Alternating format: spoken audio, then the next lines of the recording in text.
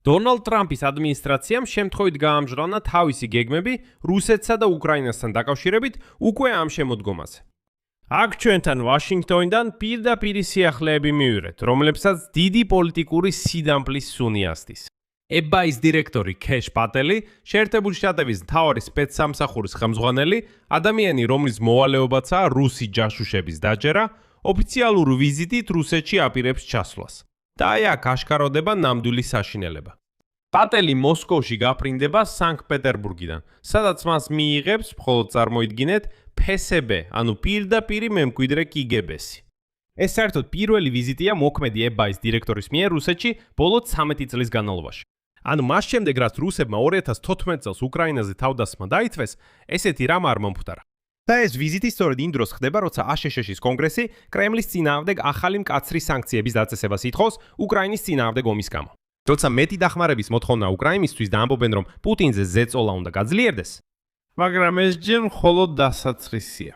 აღმოჩნდა, რომ გასულ წელს რუსებმა უკვე პირდაპირ გადაუხადეს ფული ქეშ-პატელს. 2025 წელს Washington Post-მა გაიგო, რომ პატელმა მიიღო $25,000 კომპანია Global 3 Pictures-ისგან, რომელსაც ხელმძღვანელობს რეჟისორი იგორ ლოპატენკო, რომელიც დაკავშირებულია ვლადიმირ პუტინის კუმთან, ვიქტორ მედვედჩუკთან. ფული ოფიციალურად გადაეცა დოკუმენტურ ფილმში მონაწილეობისთვის, რომელიც ეხებოდა Russia Gate-ის გამოძიებას, სადაც პატელი და დონალდ ტრამპის სხვა მხარდამჭერები ნარჩენები იყვნენ როგორც დემოკრატების პოლიტიკური შეთქმულების მსხვერპლები. და პატელმა შესანიშნავად იცოდა, რომ ეს ფილმი გადაღებული იყო რუსეთის პროპაგანდის გასავრცელებლად, მაგრამ მაინც აიღო ამისთვის $25,000 ჩეკი. დღეს მოდით ერთად გავარჩიოთ, რა არის ცნობილი ქეშ პატელის მოგზაურობაზე მოსკოვში, რატომ აქვს მას სკანდალური სუნი, რა სკანდალური ისტორიული ისტორია მოხვდება პატელს ფულის გაპლანვასთან დაკავშირებით და მთავარი, მოდით ერთად შევკრათ საერთო სურათი. რას აპირებს ეს მთელი მაგა წრე, რომელშიც პატელი შედის რუსეთთან დაკავშირებით და როგორ ეხმარებიან ისინი უკვე რამდენიმე თვეა ვლადიმერ პუტინს უკრაინის წინააღმდეგ. მე მქვია ალექსეი პეჩი, მოდით გავერბეთ ამ ისტორიაში. სანამ დავიწყებთ, გთხოვთ გამოიწეროთ ეს YouTube არხი, რადგან ჩვენ მივდივართ 300,000 გამომწერის ნიშნულამდე. მადლობელი ვიქნები თქვენი თითოეული გამოწერისთვის. მოდით ფაქტებით დავიწყებ, შემდეგ კი გავაანალიზებთ. ვიზიტის შესახებ პირველად გამოცემა პოლიტიკომ გაავრცელა ინფორმაცია. FBI-ის დირექტორი ქეში პატელი გეგმავს მოგზაურობას მოსკოვსა და სანქტ-პეტერბურგში, ოქტომბრის შუა რიცხვებში. სავარაუდოდ 14 და 15 ოქტომბერს ვიზიტი 2 დღეს გასტანს. ნიშნულოვანი დეტალია, რომ ქეში პატელს ამერიკელი ოფიციალური პირის ინფორმაციით რუსეთის ფედერალური უსაფრთხოების სამსახური მიიღებს. ანუ ის სამსახური, რომელიც საბჭოთა KGB-ს მემკვიდრეა. ანუ ამერიკული კონტრდაზვერვის ხელმძღვანელი სტუმრად მიდის რუსულ კონტრდაზვერვასთან.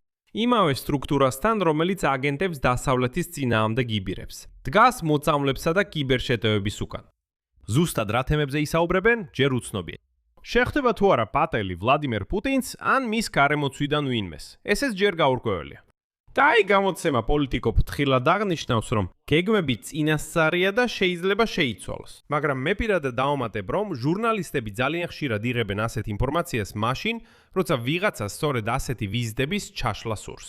ანუ ეს ინფორმაცია აშკარად არ გაურცელებიათ პიათ პატელის ხალხს, არამედ უფრო მისმა მოწინააღმდეგეებმა, რომლებმაც ამის შესახებ გაიგეს და გადაწყვიტეს ჩაეშალათ ეს მოგზაურობა, წინასწარ გამოეწვიათ უკმაყოფილება ამერიკელებში. ბოლო მოქმედი FBI-ის დირექტორი, რომელიც რუსეთში იმყოფებოდა, იყო რობერტ მიულერი. 2013 წელს. ანუ მანამდე სანამ რუსეთი უკრაინას დაესხმებოდა თავს 2014 წელს. დიახ, მაგრამ ეს იყო სწორედ ის მიულერი, რომელიც შემდეგ სპეციალურ პროკურორად დანიშნეს რუსეთის ჩარევის გამოძიებისთვის ამერიკის არჩევნებში. კრემლმა რაც აღსანიშნავია, ვიზიტი არც დაადასტურა და არც უარყო. კრემლის სპიკერმა დმიტრი პესკოვმა ბრიფინგზე პირდაპირ პასუხს თავი აარიდა და განაცხადა, ციტატა: ასეთი ვიზიტები როგორც წესი დახურულ კარს მიღმატარდება. ანუ ესე იგი მოსკოვში. აშკარად არ სურთ ადრე გაამჟღავნონ ის, რაც მათთვის აშკარა საჩუქარი. მაგრამ აქ ასევე შეიძლება ვივარაუდოთ, რომ რუსეთში სექტემბერში გამართული სახელმწიფო დუმის არჩევნების შემდეგ ვლადიმირ პუტინი რეალურად დაემუქრება მთელ მსოფლიოს 100,000-ობით რუსის მობილიზაციით და ომის მეორე ფრონტის გახსნით. ამიტომაც ამერიკელებთან გარიგება შეეცდება. მაგრამ რატო იწევს კეშ-პატელის ეს ვიზიტი ესეთ ხმაურიან კითხვებს? და აქ საქმე კონტექსტში და თავად კეშ-პატელის პიროვნებაშია. ვიზიტი თუ ის შედგება ხდება იმ ფონზე, როცა ვაშინგტონსა და მოსკოვს შორის ჩიხია რუსეთის ომის გამო უკრაინის წინააღმდეგ. და სწორედ მაშინ, როცა კანონმდებლები რუსეთის წინააღმდეგ სანქციებს ითხოვენ. გარდა ამისა, გასულ თვეში კონგრესის წარმომადგენელთა პალატამ დაამტკიცა დამატებით 1 მილიარდ 300 მილიონი დოლარის დახმარება უკრაინისთვის და ახალი სანქციები რუსეთის წინააღმდეგ. ამასთანაც გააკეთა როგორც თავად რესპუბლიკელების ხელმძღვანელობის, ასევე დონალდ ტრამპის ხაზის წინააღმდეგ. ანუ კონგრესი ერთ მხარეს ეკაჩება, ამბობს მოდით დავაწვეთ ამ რუსეთს, ხოლო ამავე დროს FBI-ის დირექტორი მეორე მხარეს ეკაჩება და რუსებთან სტუმრად აპირებს დასვლას. პოლიტიკო პირდაპირ წერს, რომ ეს უჩვეულო და სენსიტიური ვიზიტია FBI-ის ხელმძღვანელისთვის ამერიკის ერთ-ერთ მთავარ მოწინააღმდეგე ქვეყანაში. ეხლა კი რეპუტაციაზე. თავად კეშ-პატელის რეპუტაციაზე, რადგან აქ ცალკე ისტორია. ამერიკული მედია ახლა ამ ისტორიას განიხილავს და მისი ვიზიტი განსაკუთრებული ყურადღების ქვეშ ექცევა მისი ხარჯების გამოძიების სპონსორ. პატელი უკვე ცნობილი გახდა სკანდალური მივლინებებით სახელმწიფო ხარჯზე. მაგალითად, მისი მოგზაურობა მილანის ოლიმპიადაზე გადასახადის გადამხდელთა ფულით, სადაც New York Times-ის ინფორმაციით, მას ბევრი თავისუფალი დრო ჰქონდა დასვენებისთვის. სახელმწიფო თვითმფრინავი ისე გამოიყენებოდა, რომ სამუშაოსა და გართობას შორის ზღვარი უბრალოდ გაქრა. ანუ ადამიანი უკვე ეჭქვეშაა, რომ ბიუჯეტის ხარჯზე მთელ მსოფლიოში საკუთარი სიამონებისთვის მოგზაურობს. მაგრამ შესაძლებელია, რომ პატელს ფული აქვს და ამიტომ საერთოდ არ ნერვიულობს. და აქ არის ეჭვი, რომ ფულს ის შეიძლება რუსებისგან იღებდეს. უпростоრად, ეს ასე არ არის. უკვე დამტკიცებულია, რომ კეშ-პატელი ნამდვილად იღებდა ფულს რუსებისგან. Washington Post-მა გაარკვია, რომ ჯერ კიდევ 2025 წელს კეშ-პატელმა მიიღო $20,000 კომპანია Global 3 Pictures-ისგან. ამ კომპანიას ხელმძღვანელობს რეჟისორი იგორ ლოპოტენოკი. ეს ადამიანი დაკავშირებულია ვიქტორ მედვედჩუკთან, ვლადიმირ პუტინის კუმთან და უკრაინის მთავარ პრორუს პოლიტიკოსთან. ანუ პატელს ფული გადაეცა ჯაჭვით, რომელიც პირდაპირ ვლადიმირ პუტინის უახლოეს გარემოცვამდე მიდის, რისთვის გადაუხადეს მას მაშინ. ასე რომ მონაწილეობისთვის დოკუმენტურ ფილმში, რომელიც ეძღვნებოდა ეგრეთ წოდებული Russia Gate-ის გამოძიებას, ეს საქმე ეხება რუსეთის ჩარევას ამერიკის არჩევნებში. ამ ფილმში კეშ-პატელი და სხვა ტრამპის მხარდამჭერები წარმოჩენილნი იყვნენ როგორც პოლიტიკური შეთქმულების მსხვერპლები. ანუ კრემლთან დაკავშირებულმა სტრუქტურამ გადაუხადა მომავალ FIBAR-ის დირექტორს მონაწილეობისთვის პროპაგანდისტულ ფილმში, რომელიც ამართლებს დონალდ ტრამპს და აკნინებს თავად რუსეთის ჩარევის თემას. ამავე დროს Washington Post-ი აღნიშნავს, ციტატა: რეჟისორი ლოპოტენოკი მანამდეც იყო დაკავებული პრორუსული პროექტებით, ხოლო დაფინანსებას მას უზრუნველყოფდა ფონდი, რომელიც პირადად ვლადიმერ პუტინმა შექმნა კრემლის ნარატივების დასავლეთში გასავრცელებლად. ანუ საუბარია ფულზე, რომელიც მოდის პუტინის საინფორმაციო ომის მანქაინდან დასავლეთსა და ჩვენი ყველას წინააღმდეგ. ეხლა კი ყველაფერი ეს ერთ ჯაჭვად შეკარეთ. ადამიანი, რომელმაც ოფიციალურად მიიღო $25,000 იმ სტრუქტურისგან, რომელიც დაკავშირებულია ვლადიმირ პუტინის ნათლიასთან, ფილმში მონაწილეობისთვის, რომელიც ამართლებს რუსეთის ჩარევას, ეხლა ხელმძღვანელობს FIBA-ს და სტუმრობს PSB-ს. ამ ფონზე ჩნდება კითხვა: ხომ არ მოისყიდეს? ფული კრემლთან დაკავშირებული ადამიანებისგან უკვე აუღია, ეს დადასტურებული ფაქტია, ანუ ფული კრემლთან დაკავშირებული ადამიანებისგან აუღია, ეს დადასტურებული ფაქტია. საკითხავი მხოლოდ ისაა, რით დასრულდება მისი მოგზაურობა მოსკოვში. და რა არის მნიშვნელოვანი, რომ გავიგოთ პატელის ფიგურაზე მთლიანობაში. შეგახსენეთ, ეს ის ადამიანია, რომელიც გასულ კვირას ტრამპის გვერდით იდგა, როცა მან მთელ ქვეყანას მიმართა. ის ადანაშაულებდა PIS 2020 წლის არჩევნებზე შეთქმულების დაფარვაში და ითხოვდა სისხლის სამართლის საქმეების აღძვრას საკუთარი დაზვერვის თანამშრომლების წინააღმდეგ. ანუ პატელი დამოუკიდებელი ფიგურა არ არის. ეს დამოუკიდებელი სპეცსამსახურის ხელმძღვანელი კი არა, ტრამპისადმი ლოიალური ადამიანია, რომელიც FIBA-ის თეთრი სახლის ინტერესებისთვის ასუფთავებს. და ახლა ის მიემგზავრება PSB-ში. კითხვა, რატომ? კითხვა. მაგრამ უნდა გვახსოვდეს, რომ კეშ-პატელის ვიზიტი შემთხვევითი ეპიზოდი არ არის. ეს დიდი ისტორიის ნაწილია. თუ ვიზიტი დადასტურდება, ის გახდება მთელი სერიის მაღალი დონის კონტაქტების ნაწილი კრემლსა და დონალდ ტრამპის გუნდს შორის, რომლებიც მიმართულია ურთიერთობების გაუმჯობესებასა და ომის დასრულების შესახებ მოლაპარაკებებზე. იმ პირობებზე, რომლებიც უკრაინელებისთვის არაფერს კარგს არ მოასწავებს. და ეს მთელი მაგა სტრეს მოძრაობა Make America Great Again დონალდ ტრამპის გარშემო წლებია ერთსა და იმავე სიმეორებს უკრაინის საკითხში. მოდით აქ პერსონაჟებზე გავიაროთ, რომ სისტემა უფრო ნათლად გამოჩნდეს და გასაგები იყოს, რომ კეშ პატელი მარტო არ არის. მარჯერი თეილორ გრინი ამ ბანაკის ერთ-ერთი მთავარი ხმაურიანი ფიგურაა. წლებია ბლოკავს დახმარებას უკრაინას, ჩვენს თავდაცვას კი პროქსიომად მოიხსენიებს. გასულ წელს კი მან ინდონემდე მიაღწია, რომ ინტერვიუ მისცა რუსეთის სახელმწიფო პროპაგანდისტს ევგენი კრივოს, ევგენი პოპოვს, რუსეთის სახელმწიფო ტელევიზიისთვის. უბრალოდ დაეშვა იმ დონემდე, რომ პირდაპირ ესაუბრა რუსს. ანუ ამერიკელი პოლიტიკოსი ღიად იღებს მონაწილეობას კრემლის პროპაგანდაში. იგი თავის დროზე ავრცელებდა თხუილს უკრაინულ პროტესტებზე.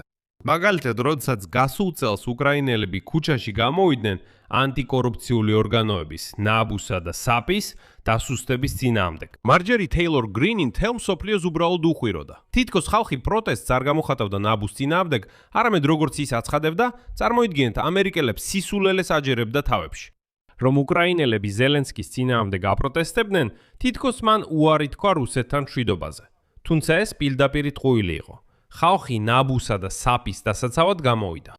რუსული მედია, რა თქმა უნდა, მაშინ ამ ყველაფერს ტყუილს აყოლებდა. ამიტომ არ გამიკვირდება თუ მარჯერი თეილორ გრინმაც გარკვეული თანხა მიიღო. ჯეი-დი ვენსი, ამჟამინდელი ვიცე-პრეზიდენტი. ჯერ კიდევ მანამდე, სანამ გამორჩეული ფიგურა გახდებოდა, თქვა ფრაზა, ციტატა: მართალი გითხრათ, სულ არ მადარდებს, რა მოუვა უკრაინას. დარკერ კარლსონი, ეს არის Fox News-ის ყოფილი ვარსკვლავი, რომელიც ჩავიდა ვლადიმირ პუტინთან ინტერვიუს ასაღებად და წლების განმავლობაში ავრცელებდა პრორუსულ თეზებს. მართალია, ეხლა ის იმედგაცრუებულია ტრამპითაც და რუსებითაც. ამბობს, რატომ მომატყო ეს ყველამ გადამაგდო. ალბათ პუტინთან ზედმეტად დაახლოვდა. ეს იგივე ბანაკია, ეს არის მედ გეიტსი, ლორენ ბაბერტი, რომლებიც ერთად წარადგენდნენ კანონ პროექტებს უკრაინისთვის დახმარების შეწყვეტის შესახებ.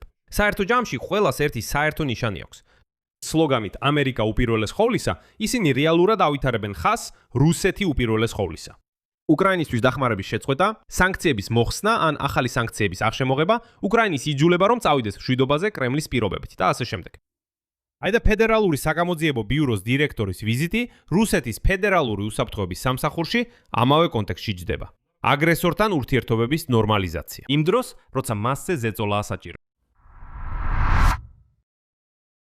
მეორე მხრივ მინდა გაჩვენოთ საინტერესო კონტრასტი. სანამ ეს მაგაფთა ამერიკის შეერთებულ შტატებში მოსკოვისკენ იწევს და იქაც კი აგზავნის ფედერალური საგამოძიებო ბიუროს დირექტორს, რუსეთის რეალური მრავალწლიანი პარტნიორები ჩუმად გვერდზე გადიან.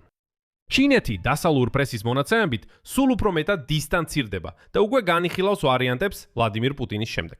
ამ თემაზე ამ YouTube არხზე დიდი გამოშვება მქონდა, ამიტომ გადადით და ნახეთ.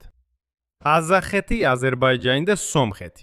ეს პოსტსაბჭოთა ქვეყნები, რომლებსაც მოსკოვი თავის უკანაეზოდ მიიჩნევდა, ნელ-ნელა მის გავლენას სცილდებიან. კონტრასტი გამოდის შეიძლება ითქვას დამცინავი.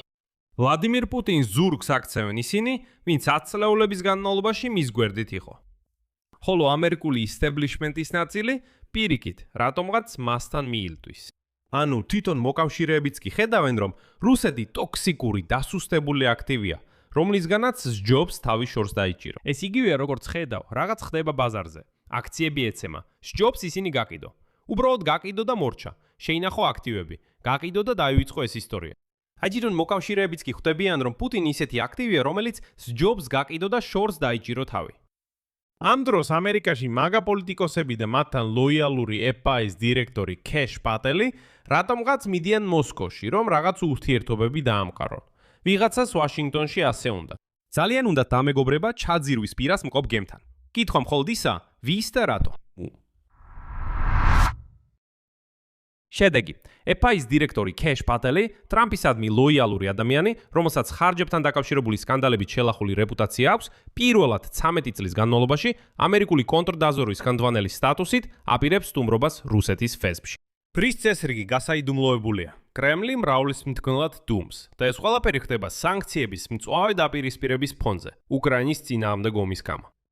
თავად ვიზიტი იმდენად არანორმალურია, ხოლო ვიზიტის ფონიც იმდენად ბუნდოვანია, რომ cash patel-თან კითხვების ავსებით ლეგიტიმურია. და მთავარი ისაა, რომ ეს ერთეული შემთხვევა არ არის. ეს არის დიდი მაგა მოძრაობის ნაწილია, რომელიც წლებია ვლადიმერ პუტინს უკრაინის წინააღმდეგ მხარს უჭერს.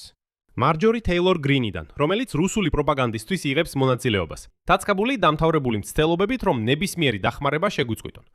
სანამ ნამდვილი მოკავშირეები ტოვებენ ჩაძირვის პირას მყოფ პუტინის რუსეთს, ტრამპის გუნდის ნაწილი რატოვღაც პირიქით მისკენ მიიწევს. ამიტომ პატელის ვიზიტს ნამდვილად ძალიან ყურადღებით უნდა ვადევნოთ თვალე, თუ ის მართლაც შედგება. ძალიან ვიმედოვნებ, რომ ახლა სწორედ ამერიკული პრესა და ჟურნალისტები ასეთ აჟიოტაჟს და ხმაურს ატეხენ ამ ამბის გარშემო, რომ ის უბრალოდ გააუქმებს ამ ვიზიტს. აქ წერტილებს ვსვამ. თქვენი აზრი და დასკვნები დაწერეთ კომენტარებში ამ გამოშვების ქვემოთ. გამოიწერეთ არხი და თუ გსურთ ამ YouTube არხის მუშაობის მხარდაჭერა, ამისთვის მადლიერი ვიქნები. ჩვენ დამოუკიდებლად მუშაობთ. არ ყავს არანაირი სპონსორი. ამიტომ თუ გსურთ გააკეთოთ შემოწირულობა ამ არხის მხარდასაჭერად, ყველა ბმული და რეკვიზიტი მოცემულია ამ ვიდეოს აღწერაში. კეთილი იყოს თქვენი მობრძანება. სულ ეს იყო. იზრუნეთ საკუთარ თავზე. ყველას მშვიდობით.